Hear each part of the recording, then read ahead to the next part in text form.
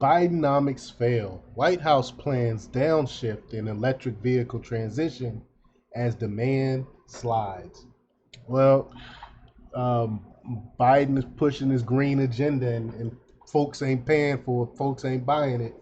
Um, it's an epic fail, just like I said it would. I said none of this stuff is gonna work. Is gonna actually um, ruin America. I mean, he's single-handedly dismantling the middle class, and then you want to try to sell us on this green stuff and say, "Hey, buy these electric cars. It's great for the environment," even though it's really not, but it's great for the environment, and then make it where it's super duper expensive and no one can afford it. Come on, of course it was going to fail. It was doomed to fail. And if he had anyone in his administration with common sense, they would have told him this. So we're gonna talk a little bit about this before we get started, go to hit that like button, share this out so we can get this information out there. Subscribe if you're not already a subscriber. Hit that alarm bell so you know when I'm putting out new stuff.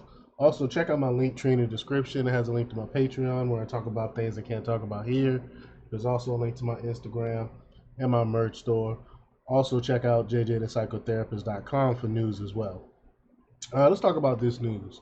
Now, this is from Zero Hedge, and they report that the Biden administration is reportedly considering easing tailpipe emission regulations, a move that was designed to force Americans from gas and diesel powered vehicles to electric vehicles, according to the New York Times, citing three people familiar with the plan.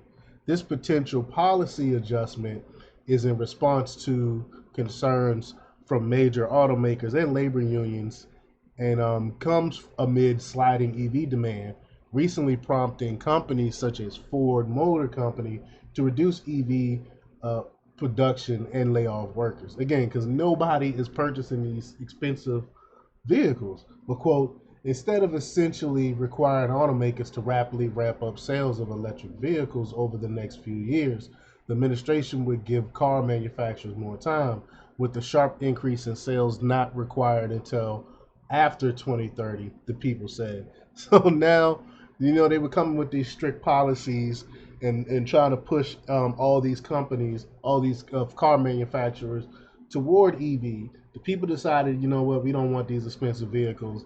And now it's like we got a pile up of vehicles that no one is purchasing. I mean, look at Hearst. Hearst was supposed to be switching all their getting all these Teslas, and people decided like, they're not gonna go on vacation and rent these Teslas because no one wants to wait 30 minutes, an hour to fill up your to get enough energy to drive the vehicles. Nobody wants to do that. It's not reliable when it's cold outside.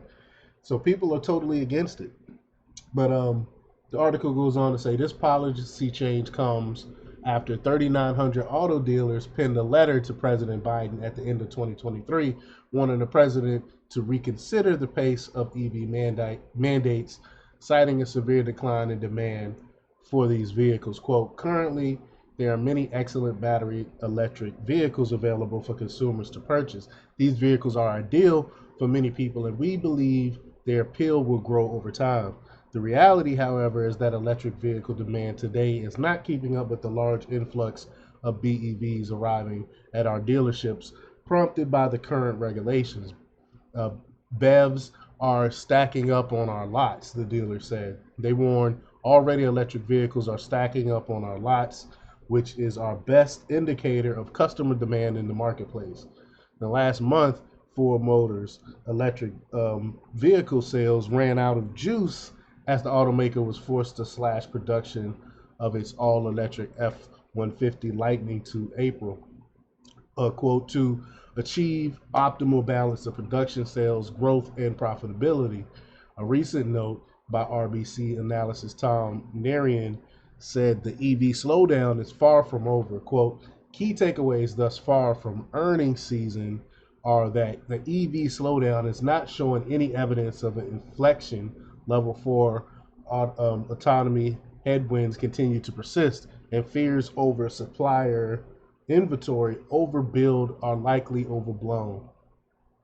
Analysis Adam Jonas at Morgan Stanley suggests consolidation is coming to the industry.